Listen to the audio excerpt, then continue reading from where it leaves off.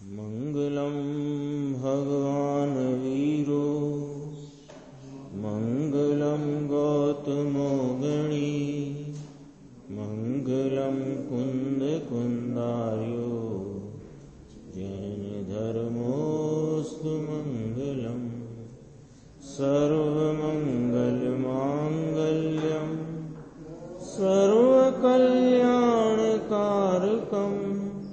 प्रधानम सर्वधर्माणां जनम जयतु शासनम।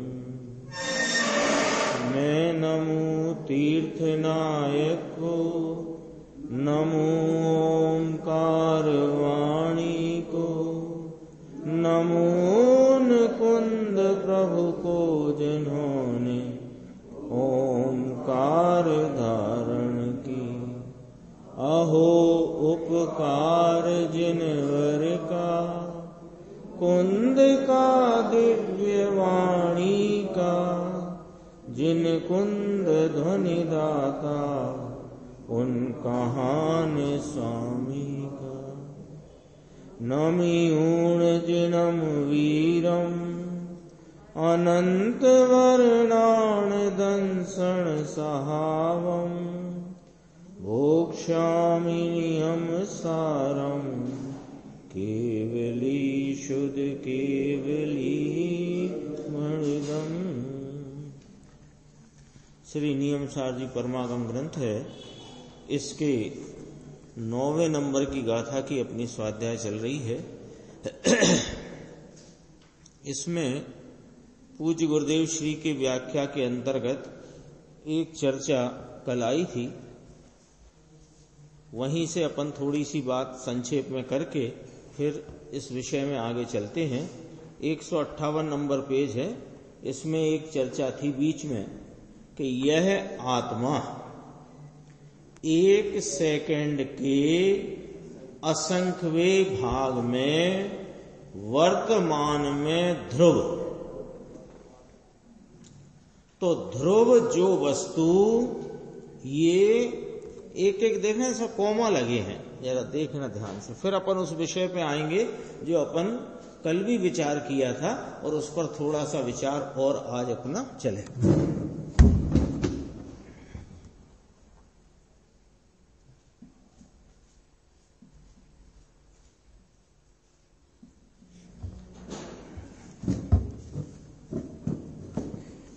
देखना जरा, ये सेंटेंस जिस प्रकार लिखा है ना उस प्रकार देखेंगे।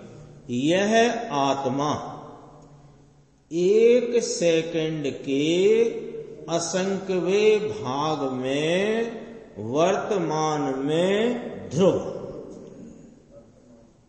किस किस की बात आ गई? यह आत्मा, फिर दूसरी बात, एक सेकंड के असंख्यवें भाग में, यानी एक समय, ठीक है। और वह एक समय कौन सा? वर्तमान।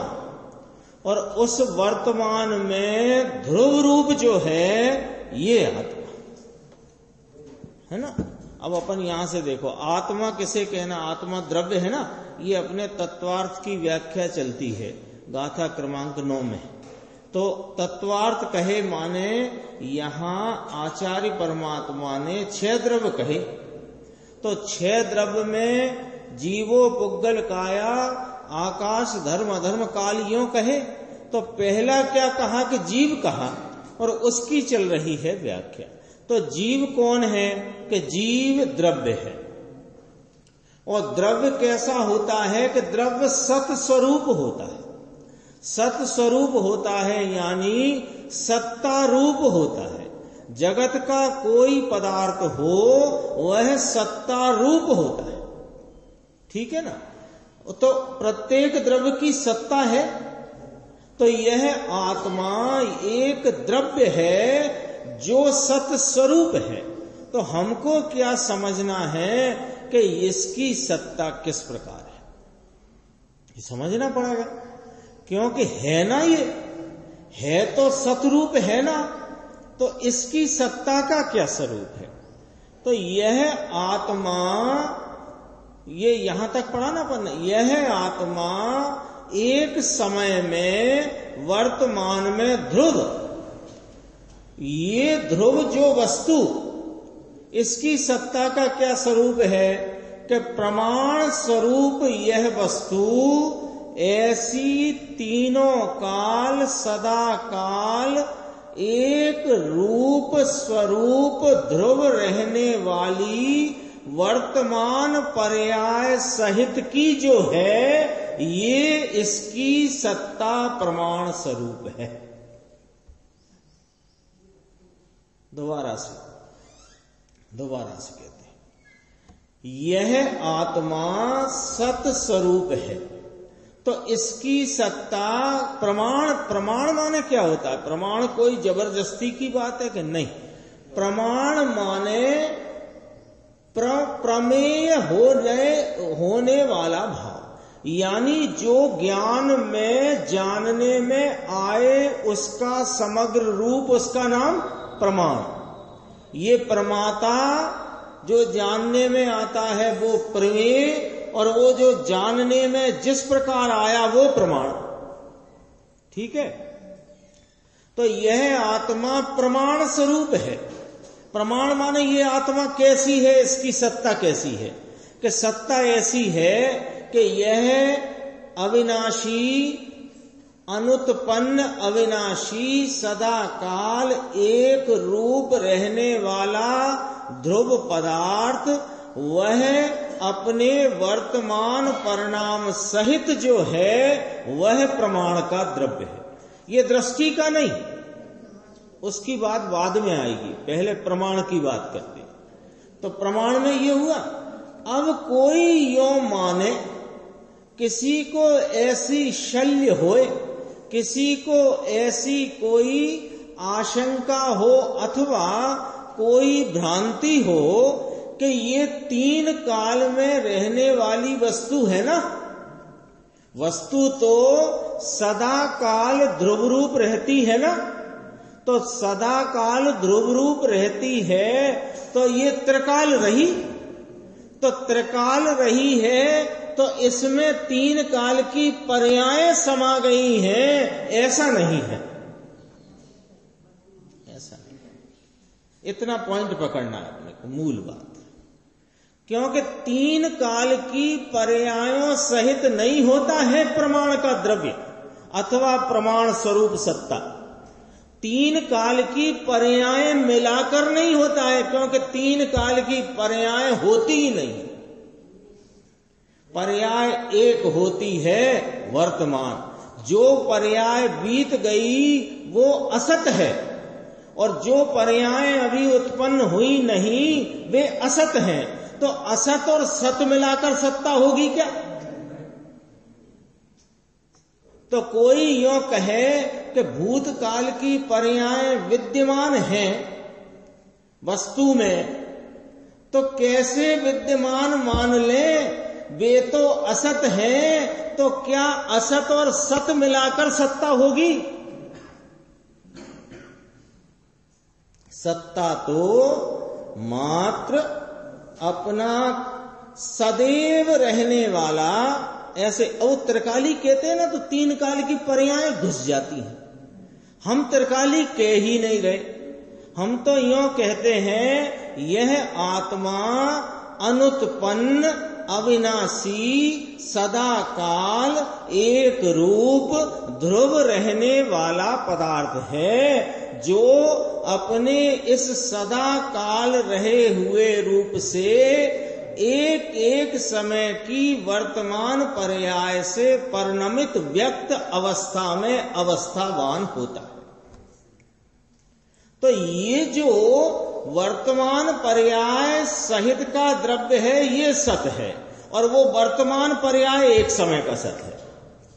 वर्तमान पर्याय सहित का यह आत्मा द्रव्य त्रिकाली सत है। वर्तमान पर्याय सहित का यह आत्मा सदा रहने वाला त्रिकाली सत है, और वर्तमान पर्याय एक समय का सत है। अब अपने को ये विचार करते हैं कि भूतकाल की पर्यायें क्या वस्तु में विद्यमान हैं कि नहीं? यदि वे विद्यमान हैं तो भूतकाल की पर्याय को सत लोगे कि असत? सत है कि असत? असत है। भूतकाल की पर्याय असत है, अविद्यमान है। चाहो तो प्रवचन सार गाथा 37, 38, 39, 36, 37, 38, 39, जिसमें यह प्रकरण आचार्य कुंद भगवान ने लिया है कि वे केवली परमात्मा जो पर्याय असत हैं, अविद्यमान हैं, जो पर्याय अभी उत्पन्न हुई नहीं है सो वे भी असत हैं, अविद्यमान हैं, उनको यह ज्ञान कैसे जान लेता है? ये वाला प्रकरण लिया है वहां पर। तो उन्हें वहां अविद्यमान असत बताया है ना, क्योंकि वे असत और अविद्यमान हैं। तो असत और सत मिलाकर सत्ता नहीं देखी जा सकती, होती नहीं, मानी नहीं जा सकती। एक बात। दूसरी बात, इस आत्मा को जानना हो, देखना हो तो ये वर्तमान ज्ञान देखेगा कि भूतकाल का ज्ञान देखेगा? वर्तमान ज्ञान देखेगा तो ये वर्तमान ज्ञान 3 काल में पसर कर देखेगा कि वर्तमान ज्ञान वर्तमान में देखेगा। यदि आत्मा 3 काल की पर्यायों का पिंड होए तो पसरना पड़ जाएगा 3 काल। दूसरी बात, एक बात हुई। दूसरी बात, यदि भूतकाल की पर्यायें वस्तु में विद्यमान मानी जाएं तो सिद्ध परमात्मा महावीर प्रभु विराज रहे हैं, इनकी भूतकाल की अशुद्ध मारीची की धर्म के जो उन्होंने अवर्णवाद वाली बातें और वो विकल्प, वो वृत्ति थी, वो सब उसमें शामिल मानोगे कि नहीं मानोगे? बोलो। सारा मामला गड़बड़ हो जाएगा, क्योंकि गड़बड़ है नहीं, यहां गड़बड़ हो जाएगा, हमारी समझ में गड़बड़ हो जाएगा।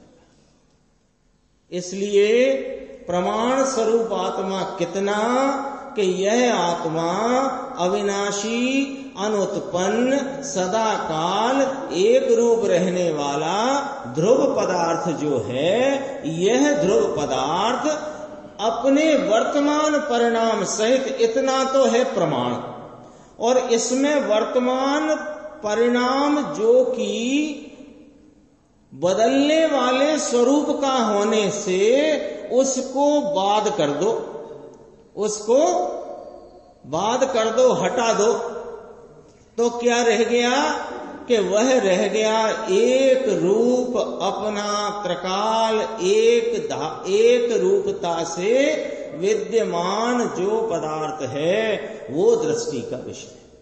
वो इसमें लिखा है, देख लो। अब यहां पढ़ लो 158। यह आत्मा 1 सेकंड के असंख्यवें भाग में वर्तमान में ध्रुव जो वस्तु, ये एक समय की पर्याय से भिन्न, एक समय की पर्याय सहित है वो प्रमाण की वस्तु, और एक समय की पर्याय से भिन्न जो एक रूपता को छोड़ती नहीं, ऐसी सदा काल एक रूप रहने वाली ध्रुव स्वरूप, सामान्य भाव स्वरूप जो वस्तु है वह दृष्टि का विषय। वो आलम्बन भूत भाव है, वो अवलंबन के लिए, आश्रय के लिए, उपयोग का विषय बनाने के लिए, श्रद्धा का विषय भूत, ज्ञान का ज्ञेय भूत, ध्यान का ध्येय भूत। संयोग से भिन्न, राग से तो भिन्न, संयोग से तो भिन्न, ये मोटी बात। अरे एक समय की पर्याय अवस्था से भी भिन्न जो रसकंद, ज्ञायक रसकंद, सच्चिदानंद स्वरूप, सचेत चेतन स्वभाव, ज्ञायक भाव, ऐसा त्रिकाल ज्ञायक भाव, उसको यहाँ कारण जीव भगवान कहते हैं कि जिसके आश्रय से अपना कार्य परमात्मा प्रगटे, उसको कारण जीव कहते हैं। भारी सूक्ष्म है, कहो समझ में आए। ये तो चर्चा उसमें से अपन ने थोड़ी इस प्रकार से देखी। एक प्रश्न अभी शायद किसी के चित्त में उपज रहा हो हो सकता है नहीं उपज रहा हो, पर अपन उस पर विचार कर लेते हैं। एक चर्चा आती है शास्त्रों में, गुरुदेव के द्वारा किए गए व्याख्यानों में चर्चा आती है कि जो पर्याय परिणमित होकर व्यय हो गई सो व्यय होकर कहाँ चली गई, है ना। अभी अपन वो बात कर रहे थे ना, भूतकाल की पर्याय विद्यमान नहीं है। तो फिर कोई ऐसा प्रश्न उठे कि देखो साहब, जो पर्याय बीत गई वे बीत गई ना, तो बीत के कहाँ चली गई। तो शास्त्र में भी लिखा, गुरुदेव श्री ने भी खुलासा किया कि वे पर्याय बीत कर यानी व्यय हो करके पारिणामिक भाव स्वरूप हो गई। तो देखो साहब, द्रव्य में चली गई ना। बोलो बोलो क्या मतलब निकला इसका। पारिणामिक भाव हो गई तो द्रव्य में चली गई ना कि नहीं। पारिणामिक भाव हो गई का अर्थ है कि वे जो पर्याय रूप 4 भाव हैं उन भाव न रही। 5 भाव है ना, जीव के असाधारण 5 भाव। तत्वार्थ सूत्र तो सबका पड़ा हुआ है ना, भले वो कैसे ही पड़ा हो, पड़ा तो सभी ने है। 5 भाव है ना जीव के असाधारण भाव, पारिणामिक भाव, औपसमिक भाव, छायोपसमिक भाव, छायक भाव, औदयिक भाव, 5 भाव है। इनमें 1 भाव द्रव्य भाव है और 4 भाव पर्याय भाव है। सीधी सीधी बात। तो वो जो पर्याय उपजी थी, चाहे वो उदय भाव रूप उपजी हो, चाहे उपसम भाव, औपसमिक छायोपसमिक भाव रूप उपजी हो, या छायक भाव रूप उपजी हो, यानी केवल ज्ञान रूप उपजी हो, चाहे सम्यक दर्शन रूप उपजी हो, चाहे ज्ञान के विकास रूप उपजी हो, चाहे राग की कषाय रूप उपजी हो, वो पर्याय उपजी और उपज के अगले समय व्यय होगी ही होगी, क्योंकि ये तो व्यवस्था है। वो व्यय होके कहां गई कि वो व्यय होके पर्याय न रही। तो पर्याय न रही तो कहां पारिणामिक हो गई। तो इसी बात में ये बात समाहित है कि पर्याय नहीं रहती है द्रव्य में, पर्याय नहीं रहती द्रव्य में, द्रव्य रहता है द्रव्य पने, पर्याय प्रकट होती और प्रकट होती है वो एक समय को प्रकट होती है, अगले समय व्यय हो जाती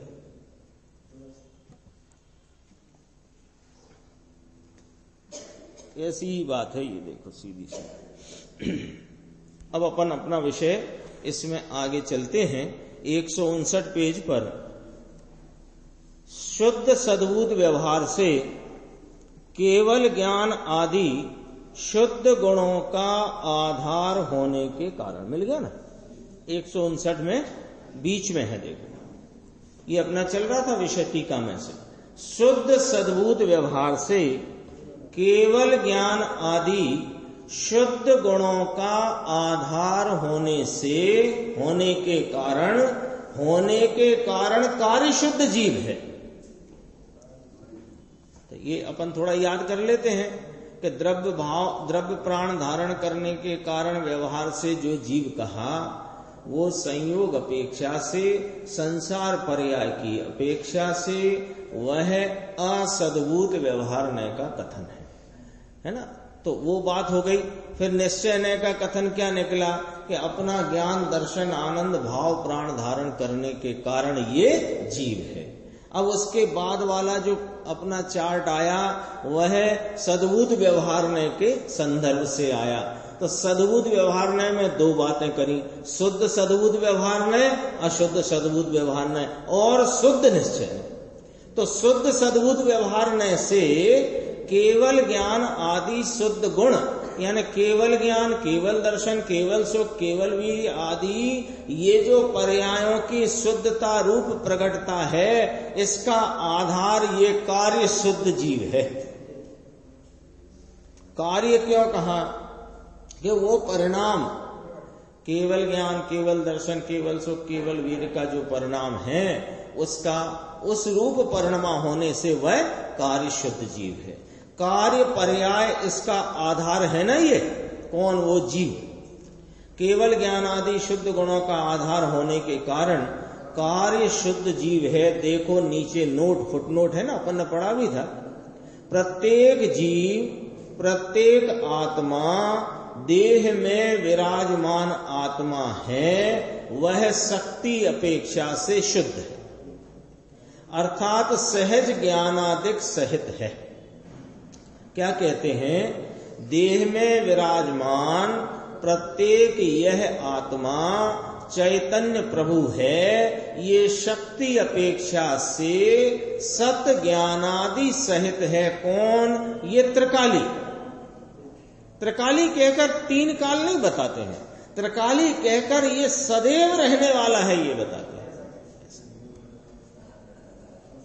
ये केवल ज्ञान आदि त्रिकाली नहीं, तो वो केवल ज्ञान आदि की जो प्रकटता है वो काय में गई? कार्य भाव होने से केवल ज्ञानादि सहित जीव को जो कहा वह कार्य शुद्ध जीव कहा। और वह कार्यपना आया कहां से? कि कारण शुद्ध जीव के आलम्बन से। देखो,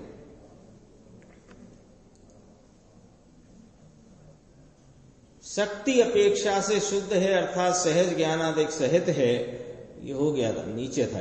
आत्मा सहज ज्ञान दर्शन आनंद ऐसे स्वभाव की शक्ति सहित अनादि है, अनादि है, इसकी कभी प्रारंभ आदि हुई नहीं है। ऐसा यह अनादि माने प्रारंभ से ही कैसा है?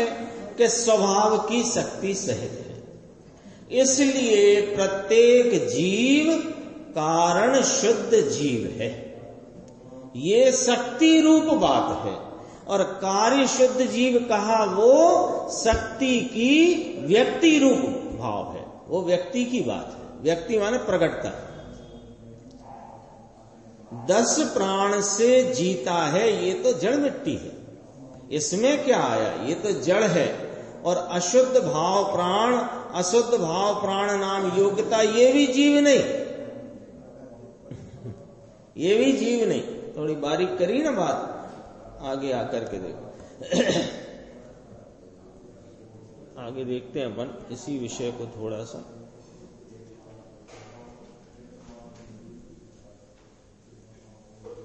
ये देखना 163 पेज पे।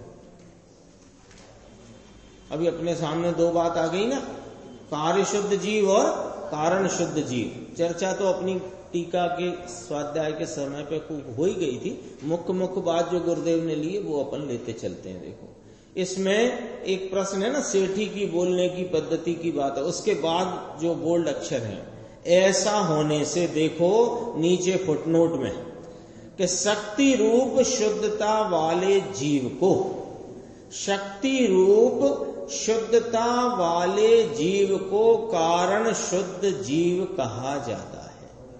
समझना अभी तो कठिन पड़े। कठिन क्यों पड़े? सरल तो बात है, सरल बात है, कठिन क्यों पड़े? और गुरुदेव क्यों कहते हैं कठिन पड़े? कठिन पड़े कह के डराने के लिए कि नहीं, आपके उपयोग को वहां कंसंट्रेट कराने के लिए, उपयोग इधर उधर जो चलायमान होता हो उसे जरा स्थिर करके ये विषय में क्या चलती है बात, उसको पकड़ने में थोड़ी कठिन पड़ेगी। तो कह करके देखो भैया जरा संभल के जाना आगे, तो वो काय के लिए कहा? गिर जाना आगे जाके। संभल के जाने का अर्थ है, संभल के जाना मतलब जरा बराबर निगाह रख के सावधानी से जाना। तो बराबर निगाह रख के सावधानी से सुनना एकदम सरल बात है, एकदम सरल बात। ऐसा होने से का अर्थ क्या? ये ऊपर बात आई थी ना, अपन ने यहीं से पढ़ना शुरू किया। आम होवा थी, ऐसा होने से, कैसा होने से? कि शक्ति रूप शुद्धता वाले जीव को कारण शुद्ध जीव कहा जाता है। तो ऐसा होने का अर्थ क्या है? कि शक्ति तो है कारण, और उस शक्ति की व्यक्तता जो है वह है कार्य। ऐसा होने से शक्ति रूप शुद्धता वाले जीव को कारण शुद्ध जीव कहा जाता है, और व्यक्त शुद्धता वाले जीव को कार्य शुद्ध जीव कहा जाता है। अब कहां रही कठिन? क्यों अंशी कठिन रही? कठिन तो नहीं है। देखो कैसे कठिन नहीं है और कैसे सरल है। देखो बहुत सरल बात है। ये तो क्या है, बातचीत करते रहे ना कोई तो नहीं आएगी समझ में। बात ये नियम सार जी की है। आचार्य कुंद कुंद परमात्मा के एकदम हीरा माणिक से जड़ी बातें हैं। और आज हमारे सौभाग्य का दिन है कि आचार्य कुंद कुंद भगवान ने आज के दिन ही आचार्य पदवी आरोहण यानी आचार्य पदवी को ग्रहण किया था। पौष कृष्ण अष्टमी दिन है आज का। आज के दिन आचार्य कुंद कुंद भगवान के आचार्य पदवी का मिली थी, आरोहण हुआ था। आरोहण ही कहते हैं उसको। 33 वर्ष की उम्र थी। 11 वर्ष की उम्र में दीक्षा ली थी और 33 वर्ष की उम्र में आचार्य पद लिया था और 95 वर्ष की उनकी उम्र थी। और ये जो समय सार और नियम सार जो ग्रंथ हैं ये बाद में लिखे हैं उन्होंने। पहले पंचास्ती का प्रवचन सार आदि लिखे, ये बाद के ग्रंथ हैं समय सार और नियम सार। ये करीब करीब जो मेरी याद में है वो करीब 92-93 वर्ष की उम्र में लिखे।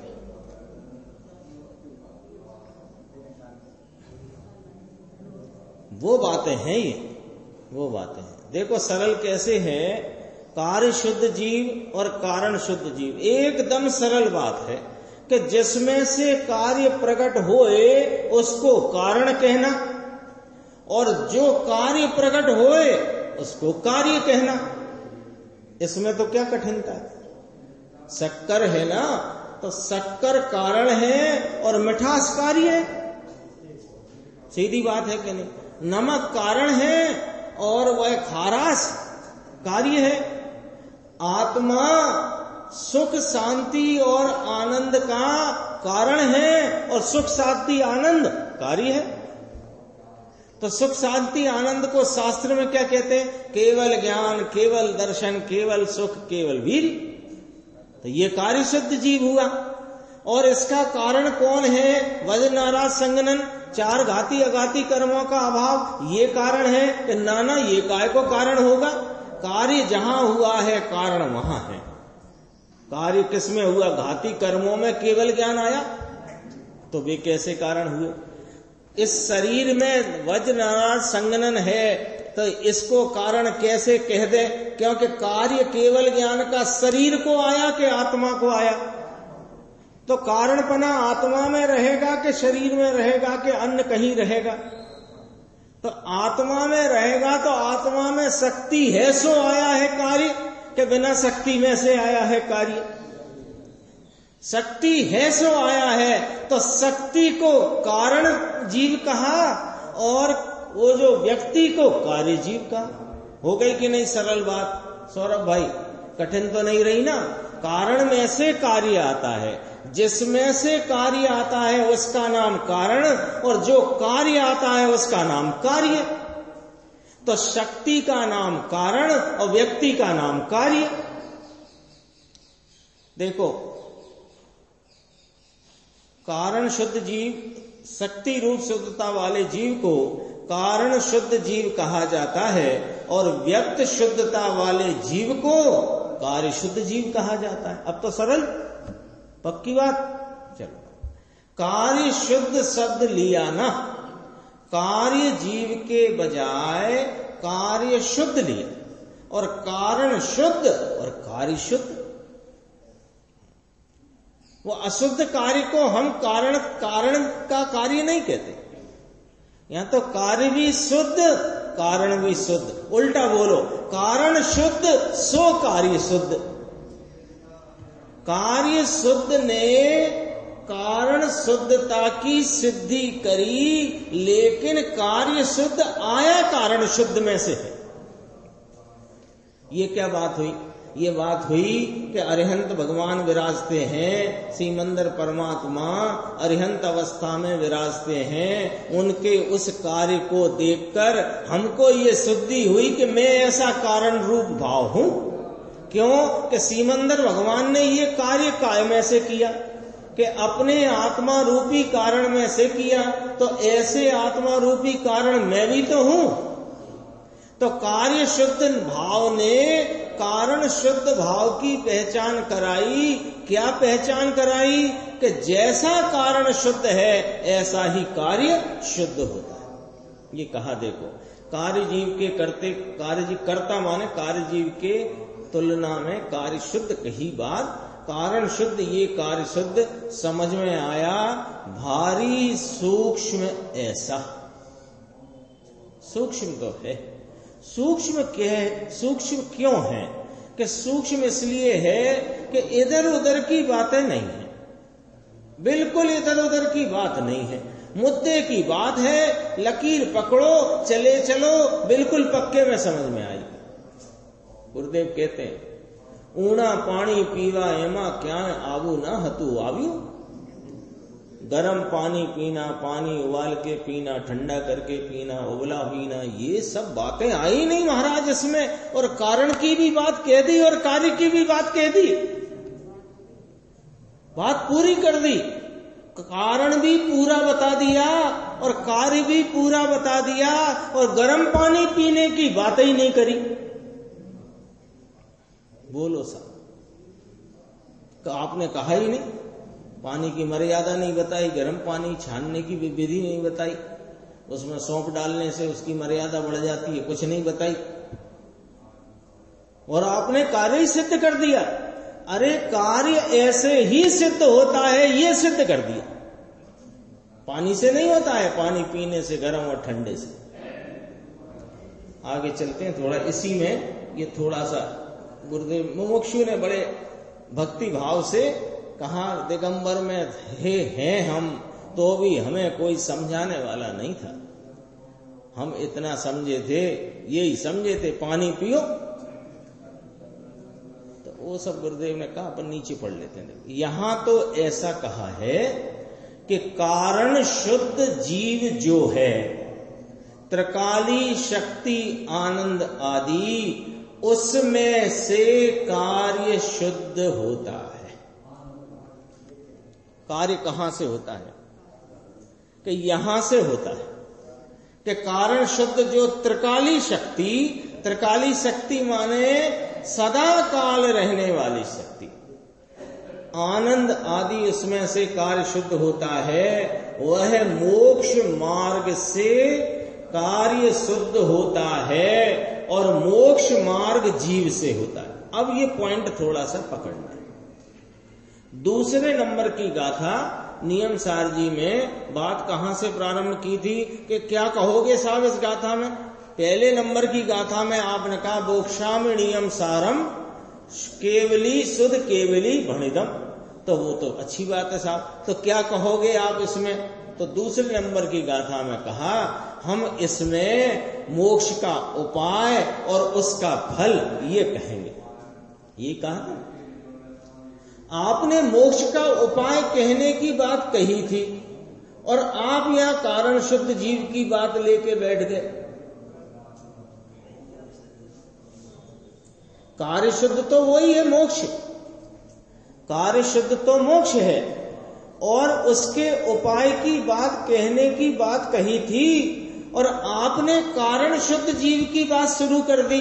तो कहा, सुनो भैया, वो जो मोक्ष रूपी कार्य का, मोक्ष मार्ग रूपी जो उपाय है, उसका कारण ये शुद्ध आत्मा है, तो उसकी बात करते, इसलिए करते। मोक्ष मार्ग जीव से होता है, ऐसी बात ना करते, सीधी बात ऐसी करी। क्या कहा? भगवान आत्मा, ज्ञान, दर्शन, आनंद, अनंत ऐसी शक्ति रूप जो आत्मा है, ये कारण शुद्ध जीव है। ये कारण शुद्ध भगवान के आगम में, भगवान की वाणी में, तत्वार्थों में ये तत्व कहा। समझ में आया? और ये कारण शुद्ध जीव में से कार्य शुद्ध जीव होता है। ये मोक्ष मार्ग में से कार्य शुद्ध जीव होता है, ऐसा न कहकर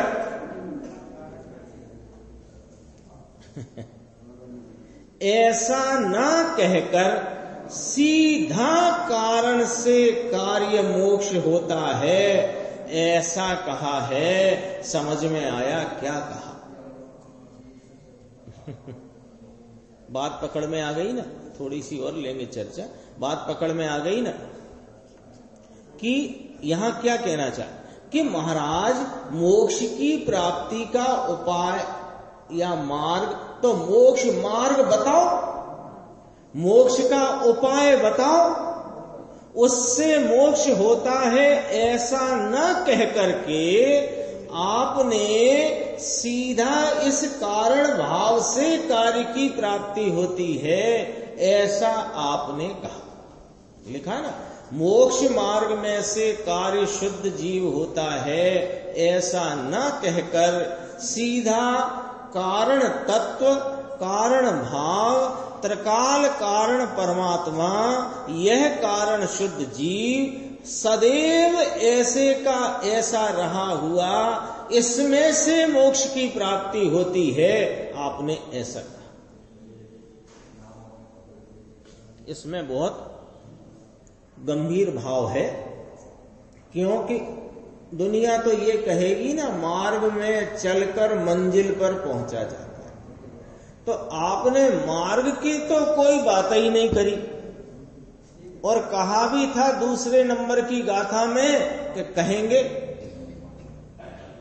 फिर नियमन तीसरी में कहा था, नियमेण यज कज्जम नाण दंसन चरित्रम, वहां ज्ञान दर्शन चरित्र रूपी मोक्ष मार्ग की बात भी आपने करने की कही थी। और फिर अब क्यों नहीं कह रहे कि भैया ये जो मोक्ष मार्ग है ये भी कार्य रूप भाव है, और मोक्ष है वो भी कार्य रूप भाव है, और इन दोनों का एक ही कारण रूप भाव है। इसलिए हमने सीधी कारण की बात करी। मोक्ष मार्ग जो ध्रुव त्रिकाली शक्ति रूप ज्ञायक भाव है, वह कारण शुद्ध जीव और उसका आश्रय करने से सम्यक दर्शन ज्ञान चारित्र होता है, ये मोक्ष मार्ग। बोलो इसमें क्या समस्या? ये तो सीधी सच्ची बात है, सीधी बात है ना, इसमें कहां है कोई उलझन? यह मैं आत्मा ध्रुव त्रिकाली शक्ति स्वरूप ज्ञायक भाव, यह मैं कारण शुद्ध जीव, इसका आश्रय करने से सम्यक दर्शन ज्ञान चारित्र होता है, ये मोक्ष मार्ग है। तो इसमें दो बातें आ गई। क्या आ गई? कि मोक्ष मार्ग किसे कहना? कि सम्यक दर्शन ज्ञान चारित्र को कहना। मोक्ष मार्ग जो सम्यक दर्शन ज्ञान चारित्र स्वरूप है, ये किसके आश्रय करने से प्रकट होता है? कि कारण शुद्ध जीव के आश्रय करने से। और कारण शुद्ध जीव कौन है? कि ये मैं हूं, ये मैं हूं। तो किसी अन्य का आश्रय करने से मोक्ष मार्ग प्रकट नहीं होता है, ये बात इसमें समा जाती है। अब बात आगे देखो। लेकिन यह मोक्ष मार्ग का कार्य केवल ज्ञान आदि ऐसा ना कहा। भाई आप ऐसा कहते, मोक्ष मार्ग को कारण कहो और मोक्ष रूपी अवस्था को कार्य कहो, सम्यक दर्शन ज्ञान चारित्र को कारण कहो और केवल ज्ञान दर्शन को आप कार्य कहो, ऐसा कहो। तो कहे हम तो दोनों को कार्य कहते हैं। मोक्ष मार्ग भी कार्य है और उस कार्य पूर्वक जो पूर्ण कार्य है वो केवल ज्ञान आदि है। हाँ, तो क्योंकि मोक्ष, तो ये देखना गुरुदेव का यहाँ खुलासा देखना, खुलासा। ये मोक्ष मार्ग इसको कारण कह दो और मोक्ष मार्ग का कार्य वह अरिहंत सिद्ध अवस्था कह दो, ऐसा क्यों नहीं कहा? क्यों नहीं कहा? इसलिए नहीं कहा कि मोक्ष मार्ग की पर्याय का तो व्यय हो जाता है। मोक्ष मार्ग की पर्याय तो नष्ट हो जाती है, व्यय हो जाती है। लेकिन ये कारण तत्व, कारण जीव, कारण यह त्रिकाली अपना कारण शुद्ध जीव, ये प्रत्येक जीव कारण शुद्ध जीव, सदा काल कारण शुद्ध जीव, ऐसा लिया है। देखो, और मोक्ष की पर्याय जो प्रकट होती है वह कारण शुद्ध जीव में से प्रकट होती है। मोक्ष मार्ग की पर्याय नाश होती है, इसलिए उसमें से कार्य नहीं आता। अरे भारी सूक्ष्म, अरे जो स्वयं विनाश को प्राप्त हो रहा हो उसमें से उद्भव की कल्पना कौन करे? ऐसा आता ना। ये सब चर्चाएं हैं, वो फिर विषय लंबा है, कभी और आएगा मौका तो अपन बात करेंगे कि उत्तर पर्याय का कारण पूर्व क्षणवर्ती पर्याय को कहना उपचार है, व्यवहार है। क्यों कि स्वयं व्यय होती पर्याय नवीन पर्याय के को उत्पन्न कैसे करे? तो पर्याय किसके आधार से है? कि पूर्व पर्याय के आधार से नहीं है, पर्याय द्रव्य के आधार से। इसलिए मोक्ष मार्ग, मोक्ष रूपी कार्य का कारण, ये कारण शुद्ध जीव ध्रुव वस्तु द्रव्य है। ये कहा मोक्ष मार्ग का तो व्यय हो जाता है। फरी ने पुनः से, यहां तो कारण शुद्ध जीव ये शक्ति रूप और कार्य शुद्ध जीव ये व्यक्ति रूप, व्यक्ति माने प्रकटता रूप, ये कारण शुद्ध जीव से कार्य शुद्ध जीव होता है। ऐसी सीधी बात करी, डायरेक्ट बात करी। इनडायरेक्ट बात क्या है? इनडायरेक्ट बात यह है कि मोक्ष मार्ग रूपी परिणमन से मोक्ष की प्राप्ति होती है। तो इस इनडायरेक्ट में एक और प्रश्न उपज गया कि मोक्ष मार्ग की प्राप्ति कैसे होती है? तो कहा कि वह ध्रुव स्वरूप वस्तु कारण शुद्ध परमात्मा के आलम्बन से, आश्रय से होती है। तो बीच की बात को निकाल दिया, सीधी कह दिया कि मोक्ष की प्राप्ति किससे होती है?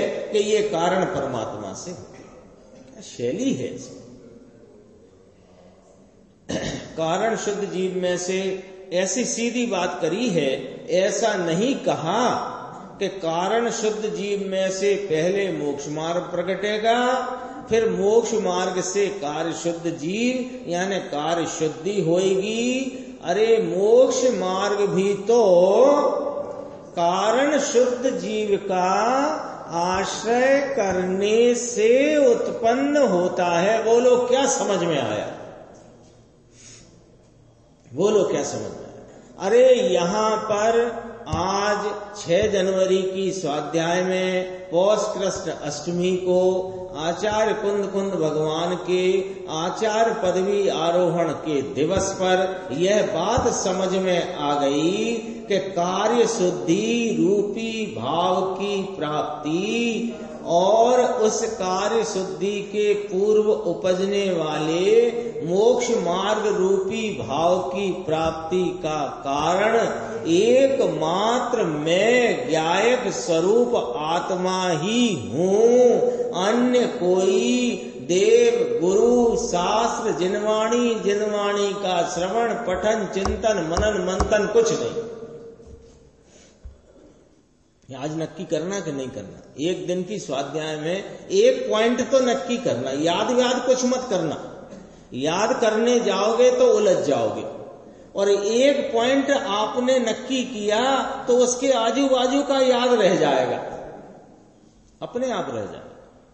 तो आज तो यही निर्णय करना, ये जो चर्चा चल के आई। देखो, मोक्ष मार्ग भी कारण शुद्ध जीव का आश्रय करने से उत्पन्न होता है और कार्य शुद्ध जीव भी जीव के आश्रय से उत्पन्न होता है। ऐसी सीधी बात है भाई। तो परिणति में मोक्ष मार्ग का अंश भी यदि प्रगटाना चाहते हो और उस मोक्ष मार्ग पर आरोहण करके मोक्ष रूपी परिपूर्णता को यदि प्रगटाना चाहते हो तो आज नक्की करो कि काय का आलम्बन लेना और काय का छोड़ना।